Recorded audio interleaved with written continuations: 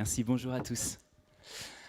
Merci pour cette introduction et Seigneur, merci pour ce temps qu'on vient de passer avec toi et qu'on passe jour après jour, que ce soit dans la louange et dans notre vie quotidienne avec toi.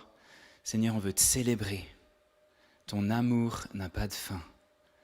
Et Seigneur, on est là devant toi pour entendre ta voix, pour y répondre, pour que tu déposes en nous ta parole, spécifique pour chacun ou collective pour ton Église. Et vraiment, cette parole, on va en prendre soin. On veut y répondre, on veut y obéir. Seigneur, je prie que tu perces et que tu envoies avec force. Et s'il y a des choses qu'on a du mal à entendre, viens à notre secours et soutiens-nous par cette parole. Amen. Alors, aujourd'hui, j'aimerais vous proposer de voir un peu la vie de Jean-Baptiste. Jean le baptiseur, ou moi je l'appellerais Jean le préparateur, car il a préparé ce que Jésus a fait, a accompli en Israël et pour le monde. Quelle voix écoutes-tu maintenant ? Qui es-tu en train d'écouter ? Et j'aimerais t'encourager à écouter l'esprit, alors écouter le message aussi, mais surtout à chercher la parole que Dieu met dans ton cœur, pas juste maintenant, mais qu'est-ce que Dieu est en train de te dire, de me dire, de dire à l'Église. Alors Jean-Baptiste, c'est un homme vraiment étonnant. Alors je vais prendre des textes, entre autres dans Matthieu 3, mais c'est aussi dans Luc 2 ou 3, qui parlent de lui. Ce qu'on sait de lui, c'est il était rempli de l'esprit, alors vraiment très tôt, puisqu'il a tressailli au contact de Jésus in utero. Et il avait un père qui était sacrificateur et qui a reçu une parole prophétique d'un ange qui lui a dit qu'il allait avoir un fils. Et il a eu des parents, je me disais qu'il a eu des parents qui ont souffert. C'est des parents qui savaient que c'était d'être stérile. En fait, ils n'avaient pas d'enfants et ils étaient âgés. Donc, ils savaient ce que c'était de ne pas y arriver, de persévérer, d'y croire, de prier et que ça ne marche pas. J'imagine qu'ils ont prié toute leur vie pour avoir un enfant et ce n'est pas venu. Et finalement, c'est venu au dernier moment. Et ça, c'est la grâce de Dieu, de nous faire parfois ou souvent des cadeaux comme ça. Donc j'imaginais qu'il a grandi avec ce père et cette mère, et en même temps, je ne sais pas quand ils sont décédés, mais comme ils étaient très âgés, peut-être qu'il les a perdus assez tôt. Mais ce qu'on voit, et ce qui est très spécial avec Jean-Baptiste, c'est qu'il sort de nulle part. On ne sait pas trop s'il a fait une école, vous voyez ce que je veux dire ? On dirait qu'il ne fait pas partie d'une communauté. Luc 1,80 dit, 1,80, l'enfant grandissait et se fortifiait en esprit. Il restait dans les déserts. Ah bon ? Jusqu'au jour où il se présenta devant Israël. Bon, ça me donne soif.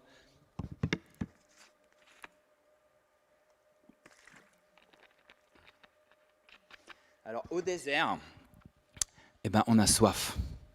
Bon là j'avais vraiment soif, mais je voulais souligner ça.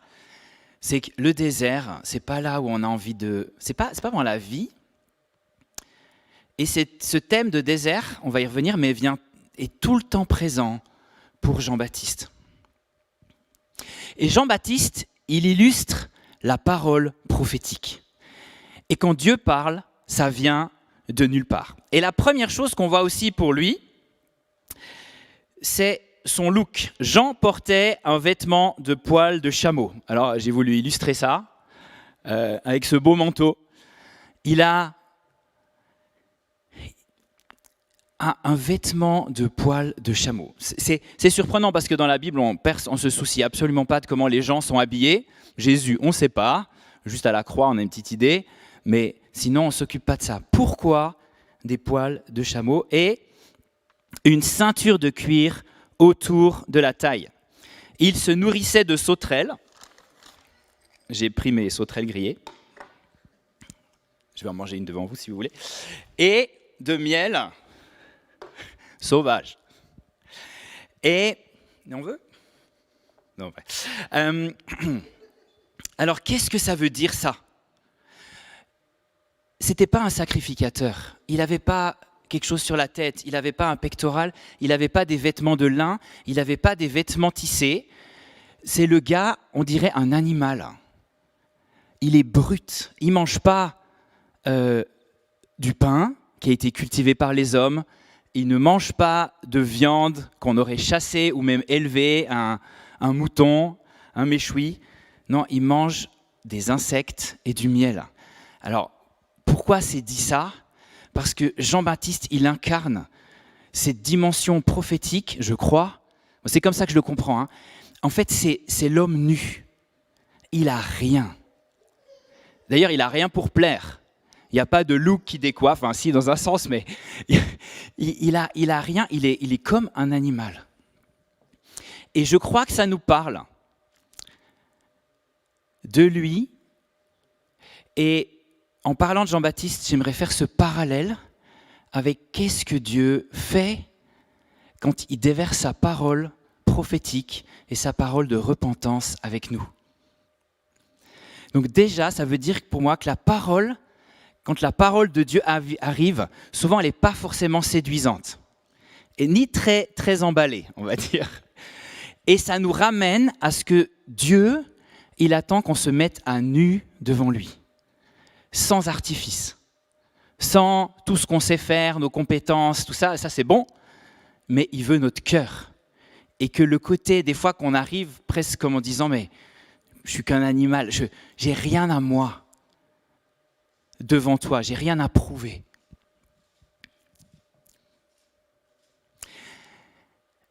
Cet attirail-là, donc le manteau et l'alimentation, c'est le symbole d'un prophète. Ça fait référence aussi au prophète Élie, qui était du même style, un peu même manteau. Comment dire, c'est la tendance automne-hiver, 30 après Jésus-Christ. Et c'est presque comme un SDF. Mais en fait, c'est dit dans Luc 1, 76, « Et toi, petit enfant, tu seras appelé prophète du Très-Haut, tu marcheras sous le regard du Seigneur pour préparer ses chemins. » À cause de la bonté de notre Dieu, grâce à elle, le soleil levant nous a visités d'en haut pour éclairer ceux qui sont assis dans les ténèbres. Donc Jean, il va préparer l'arrivée de la lumière qu'est Jésus. C'est l'Élie. Et Jésus dit ça aussi de lui. Qu'êtes-vous allé voir au désert ? Un roseau, quelque chose qui tient pas longtemps, agité par le vent. Un homme habillé en tenue élégante. Ceux qui portent des tenues élégantes sont dans la maison des rois. Ça, c'est dans Matthieu 11. Qu'êtes-vous allé voir ? Un prophète ? Oui, je vous le dis, plus qu'un prophète, car c'est celui, j'envoie mon messager pour préparer le chemin. Jean-Baptiste, il va déménager, c'est le préparateur. Et d'ailleurs, il va vivre différentes choses, mais la fin de sa vie, ça va être la guerre. Parce que cet homme qui va prêcher la repentance, l'intégrité, à un moment, il va confronter le roi Hérode de l'époque, et en lui disant « Tu ne peux pas divorcer comme ça et marier la femme de ton frère ». Le roi, évidemment, il n'a pas aimé, la femme non plus. Et du coup, il l'a mis en prison. Et ensuite, il y a tout un passage que je vous invite à lire dans Marc 6, en prenant le temps. Il y a tout un passage incroyable où cette autorité prophétique qui est Jean-Baptiste au milieu d'Israël, qui fait un boulot incroyable, et on va voir le détail de ce qu'il fait après. Et il y a un moment où cette parole, elle va être enfermée par, on va dire, le compromis du roi. Il ne veut pas se repentir, donc ça l'énerve, donc il enferme. Et un peu plus tard, ça va plus loin, cette parole, elle va être décapitée. On va lui enlever sa tête, et il y a tout un stratagème de séduction par la fille de la femme, et de manipulation. Donc le roi, il se fait séduire, il a peur du regard des autres. Enfin, tout ça, c'est tout plein de péchés différents qui vont amener à ce que cette voix soit mise en silence. Et c'est vraiment intéressant aussi pour nous, parce que quand Dieu nous parle, et surtout quand il adresse une parole de confrontation, de repentance, de changement, on a une tendance on peut l'ignorer. Et vous savez que si on l'ignore très vite, c'est comme dans la parabole du semeur, les oiseaux ils viennent et ils prennent la parole, donc on ne s'en rappelle plus. Et puis elle est morte dans son effet, on va dire, pour nous. Et elle ne peut pas germer. Ou on va relativiser, il y a différentes choses qui vont arriver si on ne veille pas à protéger ce que Dieu nous dit et la puissance prophétique aussi dans l'Église, l'autorité de la parole dans nos cœurs, il y a plein d'aspects à ça, elle peut être étouffée, encadrée et finalement éliminée. Heureusement pour nous et pour l'histoire du monde, avant d'être mis au silence, Jean-Baptiste, il a fait beaucoup de choses. Entre autres, il a préparé la venue de Jésus et il a baptisé Jésus. Jean s'opposait en disant « C'est moi qui ai besoin d'être baptisé par toi, mais c'est toi qui viens à moi. » Jésus répondit « Laisse faire, car il est convenable que nous accomplissions ainsi tout ce qui est juste. » Jean ne lui résista plus et quand il fut baptisé, Jésus sortit de l'eau. Alors le ciel s'ouvrit et il vit l'Esprit de Dieu descendre. Ça, c'est Jean qui a permis ça. Il était là, c'était son rôle de baptiser Jésus et Jésus est rentré dans son ministère à ce moment-là. Il a aussi révélé qui est Jésus. Il a dit « Celui qui vient après moi m'a précédé ». Donc il dit que Jésus est l'Éternel. Et il dit aussi « Voici l'agneau de Dieu qui ôte le péché du monde ». D'ailleurs, Jean, ça veut dire « Dieu fait grâce ». Johannes en hébreu. Ça veut dire qu'il est l'incarnation de la grâce de Dieu. Par contre, si on regarde le message, ça pique un peu. Le message est puissant et très confrontatif. Par exemple, il y a un mélange de promesses et de libération et d'avertissement. Par exemple, dans Matthieu 3, 11, il va dire « Moi, je vous baptise d'eau en vue de la repentance, mais celui qui vient après moi est plus puissant que moi. » Donc là, il honore Jésus. « Mais je ne suis pas digne de porter ses sandales. Lui, il vous baptisera du Saint-Esprit et de feu. » Alors, le baptême du Saint-Esprit, c'est être rempli de l'Esprit de Dieu. Et le feu, je crois, ça fait référence le Saint-Esprit, c'est aussi un feu, mais ça fait référence à « il a sa pelle à la main, il nettoiera son aire de battage ». Alors, pour comprendre ça, en fait, c'était la moisson, on prenait les grains, mais les grains sont emballés, et on les jette en l'air, on les frappe, et après on les jette en l'air, et en fait, le grain, il retombe parce qu'il a du poids, et l'enveloppe du grain s'envole. Et donc, il va battre le blé, amassera son blé dans le grenier, donc il va vraiment retirer en nous ce qui porte du fruit, mais il brûlera la paille dans le feu qui ne s'éteint pas. C'est-à-dire qu'il dit aussi que Jésus, c'est le juge. C'est lui qui nous a appelés à porter du fruit et il n'acceptera pas qu'on soit léger avec ce qu'il nous a donné, avec son appel. Alors, Jean-Baptiste, si je reviens à la signification de son rôle, il est au désert. Ça fait référence, le désert, à plein de moments pour Israël, mais aussi pour notre vie. Alors le désert, c'est quand Israël est sorti d'Égypte et qu'ils ont été rencontrer Dieu. Et en même temps, ils ont été éprouvés et ils ont aussi maturé, ils ont appris à marcher avec Dieu au désert. Le désert, ça parle de la marche avec Dieu et de l'intimité avec lui. Et du coup, il y a aussi David qui s'est caché dans le désert parce qu'on voulait tuer sa vie. Il y a Élie qui s'est enfui au désert parce qu'il n'y arrivait plus, il était à bout. Il s'est fait attaquer par Jézabel, je crois 1 Roi 16 pour ceux qui veulent regarder, et il s'est enfui, il est parti en dépression et il a eu besoin d'aller au désert pour retrouver la parole de Dieu. Et Dieu l'a restauré, encouragé et renvoyé à partir de ce moment-là. Donc le désert, c'est pour tout le monde. Qu'on soit en très mauvaise forme, qu'on soit vraiment en train de vivre des choses dures, ou qu'on aille bien, parce que Dieu nous y attend.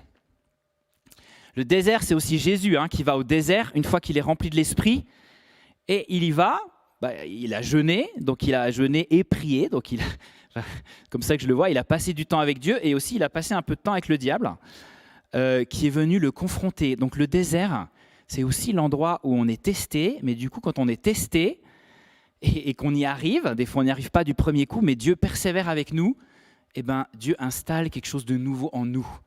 Il nous fait triompher. Ce qui triomphe du monde, c'est notre foi. Et Dieu éprouve notre foi.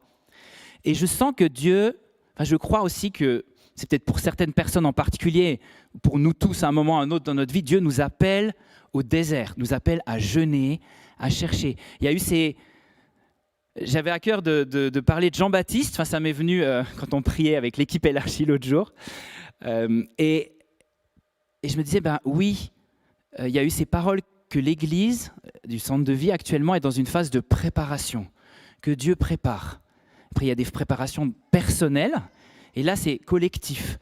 Et c'est vraiment un temps pour chercher Dieu. Ce qui est étonnant avec Jean-Baptiste, c'est que les gens vont venir à lui.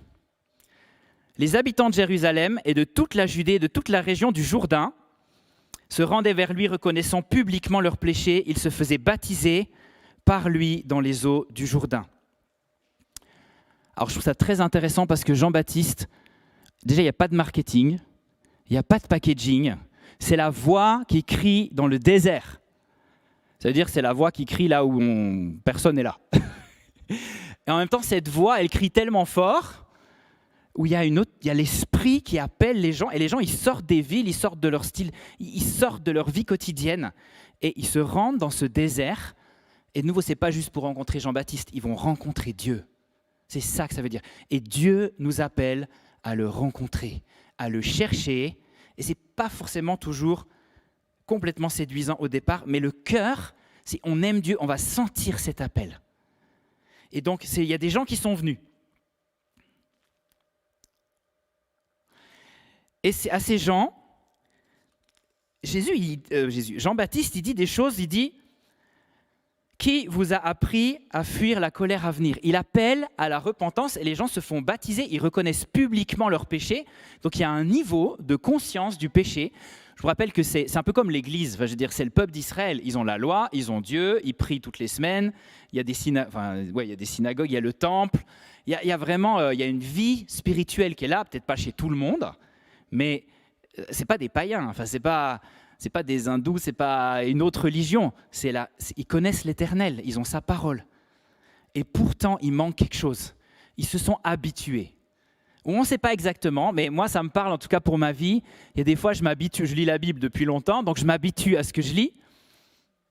Et eux, ils sont habitués. Et donc, ils viennent, ils sont touchés, ils se repentent.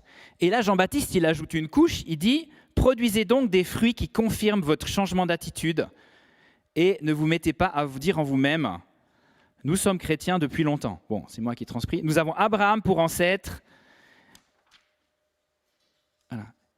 Et donc, le message aussi de la repentance, c'est tu ne peux pas juste être désolé de ton péché, Dieu veut que ça change. Et bien sûr, pour changer, comme on n'en a pas la force souvent, il va falloir le chercher, Dieu. Mais ça ne peut pas rester comme ça. Il dit, la foule, que devons-nous faire ? Après, il y a tout un message de justice, de droiture et d'amour. Que celui qui a 2 chemises partage avec celui qui n'en a pas. Bon, ça tombe bien, j'en ai au moins 7 ou 8. Et je pense que tout le monde a plusieurs chemises. Ça parle de libérer ce qui est en nous et qu'on n'a pas nécessairement besoin alors que d'autres en ont besoin. Il parle des collecteurs d'impôts, d'être dans la justice, pareil pour les soldats. Ça veut dire que si la parole de repentance vient dans ton cœur, ça va automatiquement amener un changement dans ta vie. Si dans ton cœur, il n'y a pas quelque chose qui commence à bouillonner pour annoncer le salut, et de nouveau, des fois on est faible, des fois on vit des choses dures, ce n'est pas toujours hyper facile ou on n'est pas toujours à fond, mais le désir est là. ou quand on voit des gens qui souffrent dans d'autres pays, on se dit mais je vais leur donner, je vais aller investir, je vais aller visiter mon voisin. Il y a vraiment cette parole changer, c'est passer à l'action parce que j'ai rencontré Dieu au désert.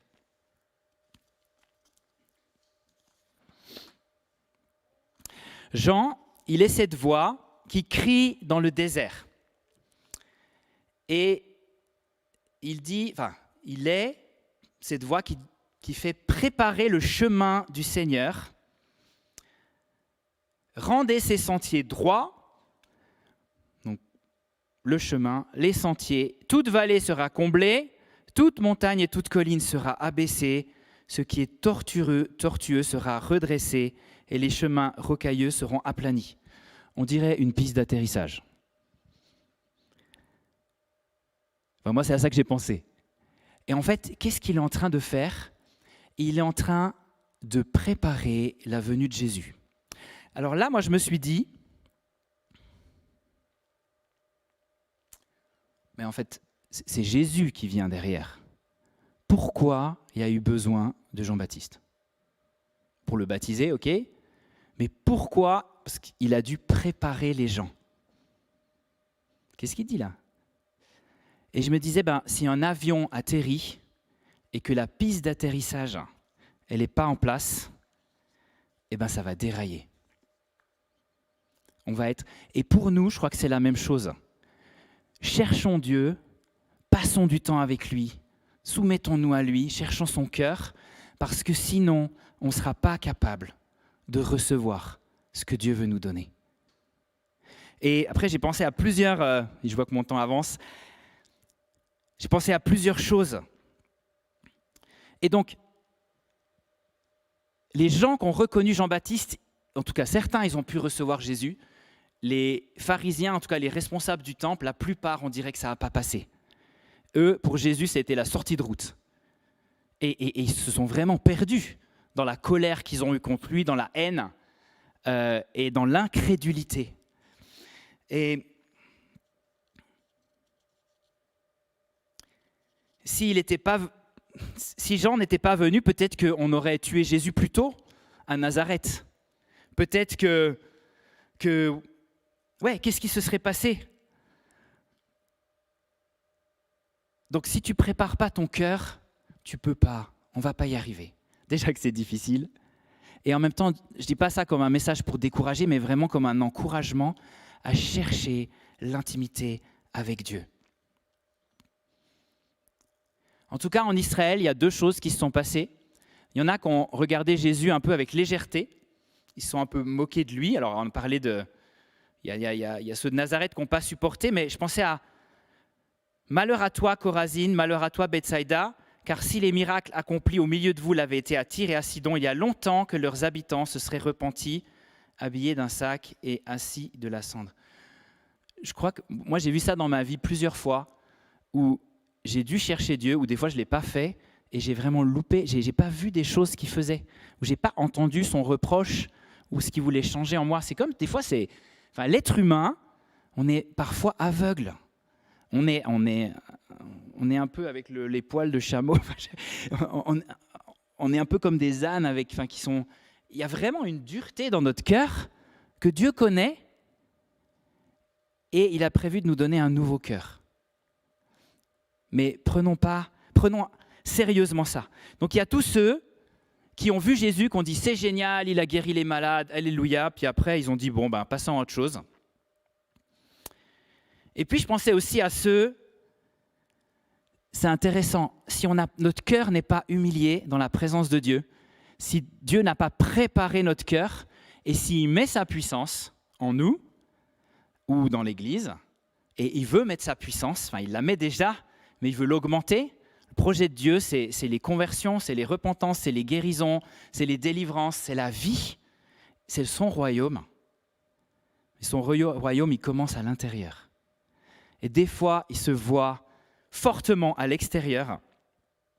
Il y a un moment où les gens, ils sont fascinés par la puissance de Jésus et ils veulent venir pour en faire de lui un roi. Et ils n'ont pas le cœur de serviteur. Ils n'ont pas compris ce que Jésus voulait faire, qu'il allait mourir sur la croix Et je pense qu'on peut voir ça aussi, que des fois Dieu nous donne des choses fortes et on est orgueilleux et on part avec sans lui obéir. Et au bout d'un moment, on déraille. Et ça, ce n'est pas le projet de Dieu. Alors, Jean-Baptiste, il a préparé avec toutes ses forces Israël pour la venue de Jésus. Et ça a contribué au salut de l'humanité et aussi de plusieurs qui ont eu le cœur pour le recevoir. Il y a plusieurs des disciples de Jésus qui étaient d'abord des disciples de Jean-Baptiste, dont André, Simon, il y en a, je crois Jacques et Jean aussi, il me semble. Il y en a plusieurs. Donc, ils ont été préparés. Et nous, Dieu nous parle.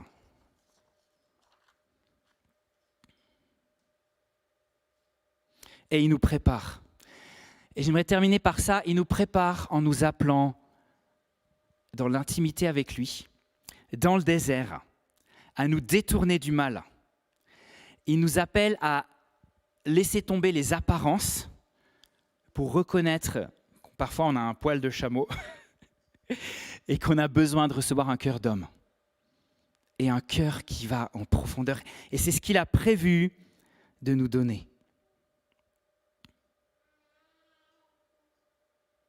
Que le péché soit jugé dans nos cœurs, que ce qui est tortueux soit redressé, que ce qui est hauteur, ça parle de l'orgueil, que ce qui est profondeur, pour moi ça parle des liens, du péché, de l'esclavage, soit comblé, que vraiment la route pour Christ en nous et que Christ règne soit aplanie dans nos cœurs. Et la fin de ce message, de ce texte d'Ésaïe, ça dit « Et tout homme verra le salut de Dieu ». Ça, c'est le projet de Dieu. Que tout notre être voit le salut de Dieu. Et que toute la terre voit le salut de Dieu. Seigneur, j'aimerais prier sur tout ça. Pour tous ceux qui entendent, pour moi, pour ceux qui sont là. Seigneur, je prie que ta voix, elle crie dans nos cœurs. On veut entendre ce que tu nous dis maintenant. On veut entendre ta parole. Et Seigneur, aide-nous à reconnaître qui nous sommes devant toi. On veut prendre ce temps avec toi au désert, en fonction de ce que tu nous montres à chacun personnellement. On veut prendre ce temps pour que ta parole prophétique pénètre dans nos cœurs. Seigneur, pardon pour l'orgueil, pardon pour les résistances. Et tu sais de quoi on est fait, on est poussière, on n'est pas rapide souvent. On a du mal à comprendre. Et je te loue pour ta patience. Et je prie que tu déverses cet esprit d'Élie qu'avait Jean-Baptiste, ton Saint-Esprit, sur toute l'Église. Qu'on puisse vivre cette profondeur. Et qu'on puisse aussi prophétiser les uns pour les autres, qu'on puisse crier les uns pour les autres, là où tu nous envoies. Que ta voix se fasse entendre et qu'on sorte de notre Jérusalem pour aller vers ton désert. Amen.